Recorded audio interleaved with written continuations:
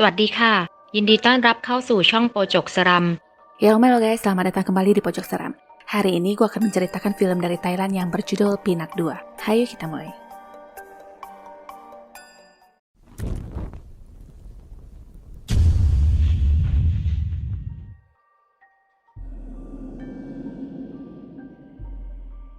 Para siswa disarankan untuk mempersiapkan diri untuk ujian sila.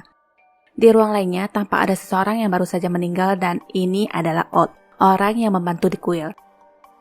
Gurunya datang dan memujinya semakin baik melakukan hal-hal yang berbau spiritual. Pastilah mendiang kakeknya akan tenang di sana, tapi si durhaka ini menjawab, kakeknya tidak akan mati tenang karena meninggal dalam keadaan mata terbuka. Kabarnya sih kakeknya meninggal karena terkena kutukan. Di luar sana ada lagi berandal yang bernama First dan Balloon. Keduanya dalam keadaan babak belur, tapi karena udah lama nggak ketemu, kelakuan tetap heboh sampai disuruh diam oleh pelanggan sebelah.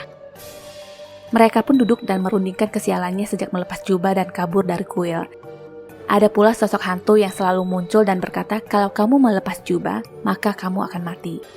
Tiba-tiba kata-kata itu terdengar lagi di telinga mereka dan akuarium retak tanpa sebab. Ditambah lagi parang yang melayang hampir mengenai mereka. Keduanya berusaha kabur dan sedikit lagi ketabrak bus. Sosok hantu itu terlihat berdiri di atas bus sambil berkata, jika kamu melepaskan jubah, kamu akan mati. Kembali lagi ke kuil. Di sana para biksu muda sedang bermain bom-boman. Diakui mereka hidup terasa lebih menyenangkan tanpa First dan Balloon. Baru juga dibilang begitu, dari jauh tampak kedua permaisuri sudah mendarat di sana dengan penampilan super heboh. Sepertinya ini adalah bertanda awal dari kehancuran kuil. Emotional, damn it! Jadi ceritanya kedua cantik ini ingin ditabiskan kembali mengingat nasib sial yang terus-terusan mereka alami sejak kabur dari kuil. Setelah lama merengek, akhirnya mereka pun diterima kembali di sana. Tak berapa lama datang lagi seorang ibu-ibu bersama pengawalnya yang katanya ingin mengantar anaknya yang bernama Minjun untuk ditabiskan juga. Selama ibu itu berbicara, kedua ember ini pun menggosipkannya sampai tertawa puas. Sewaktu Winjun keluar dari mobil, baru deh, mata Balloon terbelalak dan sikapnya berubah total seperti fans yang baru saja melihat idolanya. Ternyata benar Minjun ini memang bergabung dengan boyband Korea dan menurut ibunya tahun ini dia kurang beruntung sampai hampir mati. Maka dari itu ibunya memutuskan untuk mentabiskan dia sesuai dengan sumpahnya dulu.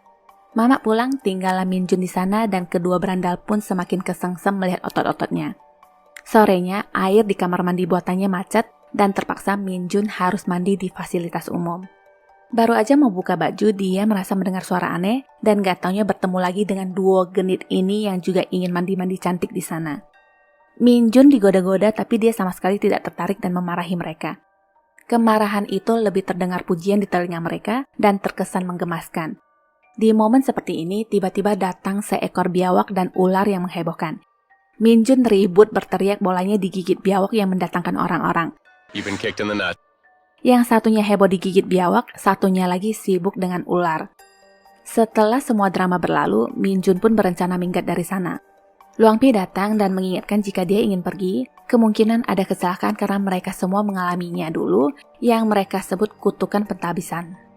Siapapun yang ditabiskan di sana tidak bisa melepas jubah atau nyawa sebagai taruhannya. Ada cerita dulu di mana seorang pria diperlihatkan dengan hantu yang menari tanpa kepala saat berencana kabur. Sampai saat ini cara untuk melepaskan kutukan tidak pernah diketahui. Besoknya kedua cantik ini ikut-ikutan berkeliling untuk memberkati warga dan mendapatkan sedekah tapi tetap mulutnya gak mau diajak kerjasama. Melihat sesamanya yang berkedip-genit, mereka mencibir dengan mengatakan hantu bangun pagi hanya untuk bersedekah. Dia juga pasti setengah hantu setengah siluman sambil tertawa cekikikan. Tidak ada obat untuk hal ini, hanya cowok gantenglah yang bisa menyumbat mulut mereka berdua. Noh, lihat, gayanya langsung berubah genit sambil melambaikan tangan. Di grup sebelah lebih kacau lagi.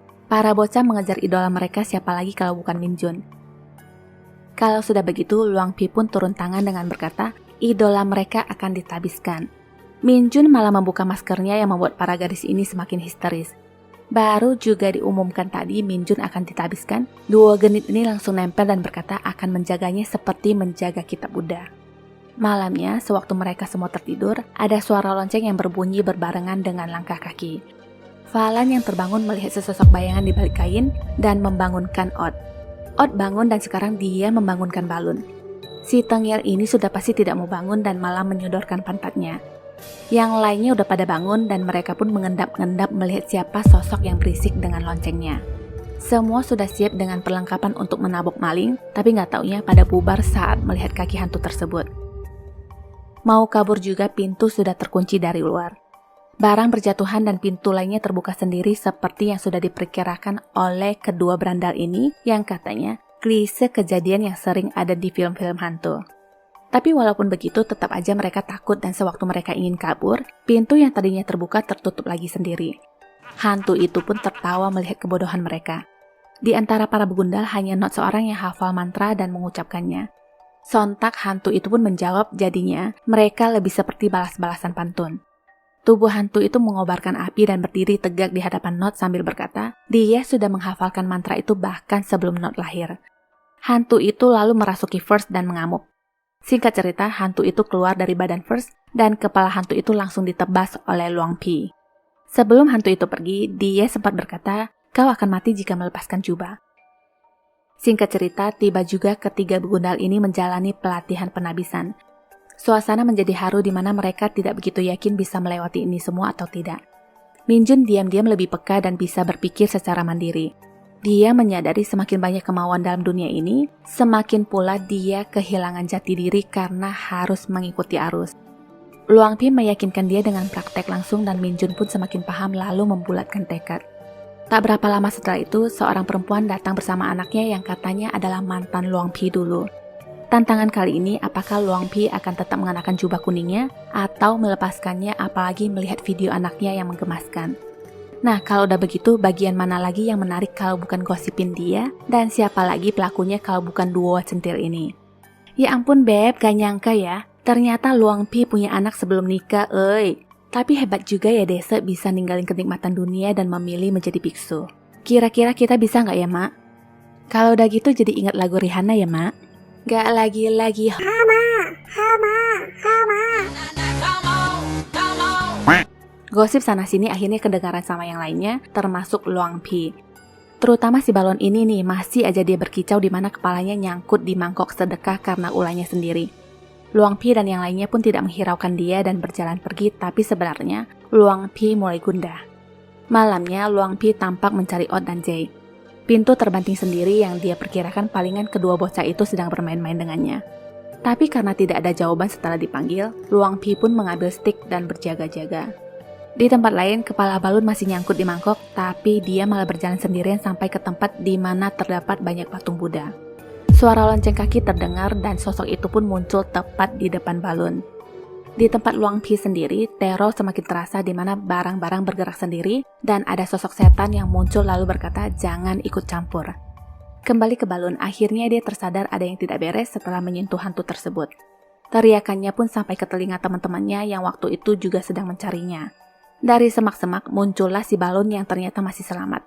Mangkok di kepalanya tidak mau lepas dan akhirnya mereka pun mempunyai ide untuk melubangi bagian matanya saja. Dari sana berlanjut lagi ide gila untuk bersenang-senang sampai sesuatu yang tiba-tiba terjatuh baru daripada kabur. Beberapa bertemu dengan grup Luang Pi yang juga ketakutan seperti dikejar setan dan yang lainnya melihat gajah yang muncul dari hutan. Setelah itu terdengar lonceng dan sepasang kaki terus melangkah. Dari atas tiba-tiba hantu itu muncul dan memperingatkan hal yang sama soal jubah. First didorong dan pingsan ke bentur batu sedangkan balun dibawa ke atas pohon lalu dihempaskan ke tanah. Karena kejadian itu, balun pun berakhir di rumah sakit. Selagi tuh bocah sedang sekarat, di luar Ot memberikan kalungnya kepada First yang katanya untuk perlindungan, tapi kalau dilihat-lihat, kalung itu sangat familiar dan First mengingat kalung tersebut juga dipakai hantu semalam. Luang Pi mengatakan dia juga sempat dengan tidak sengaja menemukan foto-foto guru mereka dulu yang memegang mata kalung tersebut. Setelah itu kepala biara menelpon dan menyuruh Luang Pi untuk pulang ke biara karena mereka kedatangan seorang sesepuh yang dipanggil Luang Pu. Sewaktu mereka pergi, hantu itu sudah berada di kamar balun. Di kuil, Luang Pu mengatakan dia ternyata masih menyimpan dendam. Dia siapa maksudnya juga tidak tahu. Intinya jika ingin menghapus kutukan, maka mereka harus membantunya untuk melepaskan dendam. Di rumah sakit, hantu itu terlihat ingin mencelakakan balun dan saat seperti itu dia pun tersadar. Di kuil sendiri, Luang Pi mulai mencari informasi tentang tahun-tahun Jepot. Dikatakan saat itu pernah terjadi wabah penyakit cacar di desa yang mengharuskan semua warga dan biksu untuk dievakuasi. Di tengah-tengah pencarian, fokus Luang Pi mulai terpecah dan teringat akan mantannya yang bernama Baiwan. Jadi sewaktu kedatangannya ke kuil kemarin, mereka sempat berbincang-bincang dan Luang Pi menanyakan apakah anak itu adalah anaknya.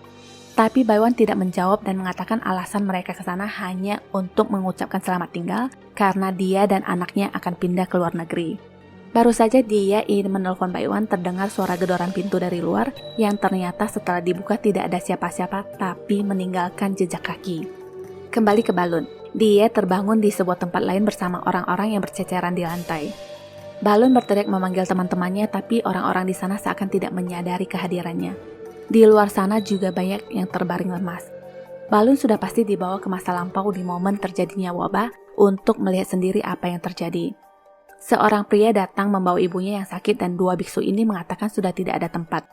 Luang Ta pun menghampiri dan menyuruhnya untuk membawa ibunya ke kediamannya.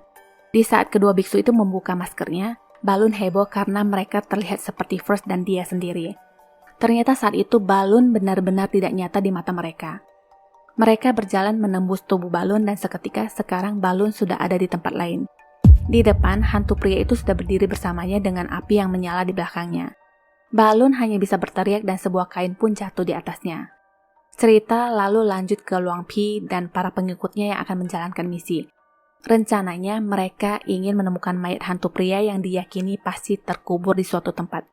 Singkat cerita, titik yang dicurigai itu pun ketemu, dan ternyata jika dibandingkan lagi dengan gambar di foto kuno, semuanya cocok. Balun sendiri masih ketakutan di bawah kain kumuh dan hanya bisa teriak. Sialnya lagi dia ketangkap oleh hantu dan tubuh fisiknya yang berada di rumah sakit juga bereaksi. Beruntungnya kedua temannya ini kebetulan masuk dan karena melihat kelakuan janggalnya, First melepas kalung pelindung dan langsung dikalungkan ke Balun. Di dimensi lain, sesosok biksu hadir dan bertanya kepada hantu tersebut kenapa ingin menyakiti orang. Dalam kesempatan itulah Balun langsung kabur dan dia pun tersadar. Bukan Balun namanya jika tidak heboh. Setelah itu dia berkata kepada First bahwa mereka berdua baru saja menyilang ke kehidupan hantu itu dan semuanya pun terdiam. Di hutan sendiri, para begundal langsung kabur setelah melihat hantu. Hantu itu menyuruh Luang Pi untuk tidak ikut campur urusannya karena dia akan membalas dendam kepada orang-orang yang menyakitinya. Setelah hantu itu pergi, para bocah nggak berguna ini baru berkumpul kembali. Luang Pi mencurigai tempat di mana hantu itu muncul dan mencangkul di sana. Pekerjaan tidak sia-sia. Di sana Luang Pi menemukan tulang. Dia pun meminta semua orang untuk membantunya mencangkul lebih dalam dan ternyata memang banyak tulang belulang yang terkubur di sana. Tak berapa lama, komplotan Balun datang dan meminta perhatian semua orang. Balun menceritakan pengalaman bertemu hantu yang katanya kulitnya menyerupai ratu katak yang mengerikan. Sudah pasti tingkahnya lebih heboh daripada ceritanya sendiri. Dari ceritanya disimpulkan bahwa hantu itu punya urusan yang tidak terselesaikan dengan Balun dan First. Dari belakang tiba-tiba ada tangan hantu yang menutup dan menarik wajah mereka. Seketika kedua bocah langsung tak sadarkan diri dan Luang Pi segera memerintahkan untuk mengkremasi tulang belulang yang ditemukan itu. Lanjut lagi ke cerita masa lalu. Luang Ta yang menyediakan tempat untuk orang sekarat itu dinasehati oleh kedua muridnya bahwa sangat berbahaya jika tinggal bersama orang sakit dengan mempertimbangkan tingkat penularan, apalagi Luang Ta juga sedang tidak sehat. Apapun itu, Luang Ta menjawab dia akan membantu sebisanya. Hal itu didengar oleh pria yang tinggal di kediamannya yang bernama Nakson. Tiba-tiba terdengar lagi suara berisik orang ngomong, yang siapa lagi kalau bukan duo genit yang sudah terdampar di sana.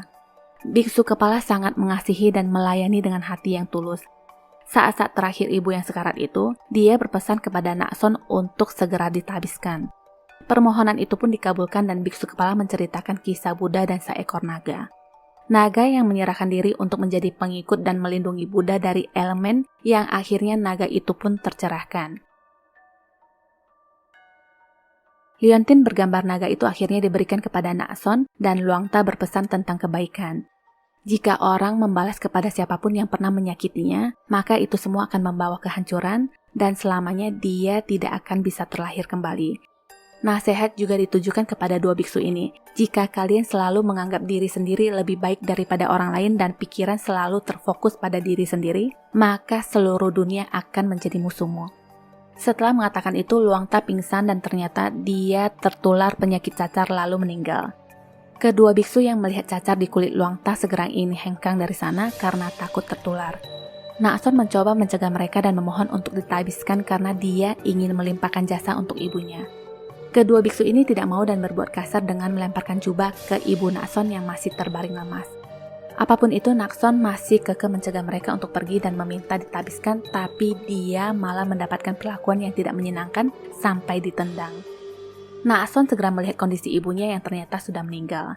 Hatinya pun hancur kala itu dan dia membawa ibunya ke kuil untuk dikuburkan, tapi lagi-lagi ditolak oleh kedua biksu ini.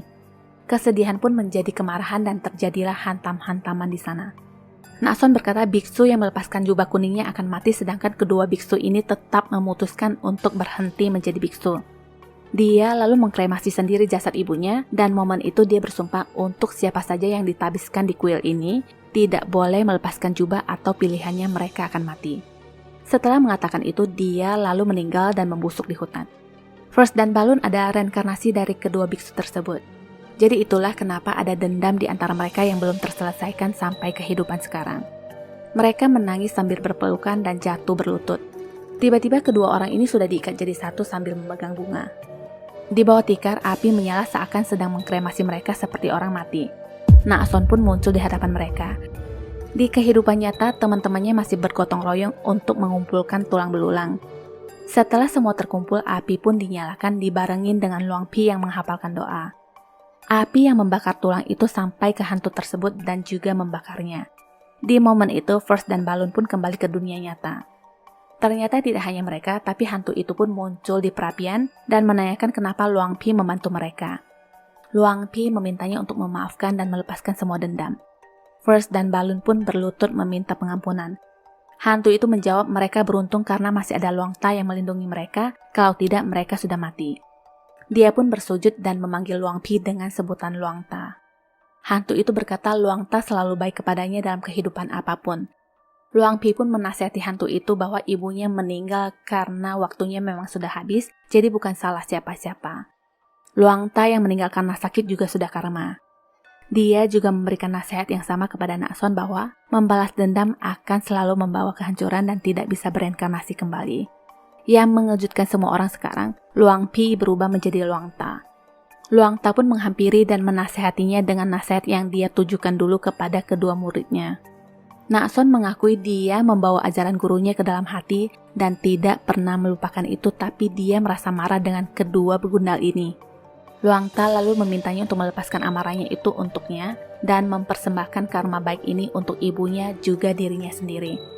Nakson berderai air mata dan menyetujui untuk memaafkan siapapun yang sudah bersalah kepadanya, terutama kedua anak tengil ini. Setelah itu dia membungkukkan badan dan musnah. Orang bisa mati begitu saja saat waktunya tiba dan tidak ada yang mengetahui masa depan. Yang terpenting dalam hidup itu mempersiapkan diri dengan melakukan perbuatan baik dan memelihara pikiran baik. Membantulah selama mampu dan jangan mementingkan diri sendiri. Kebaikan Luang Ta sangat menginspirasi Nakson dan membuatnya melepaskan semua dendam masa lalu.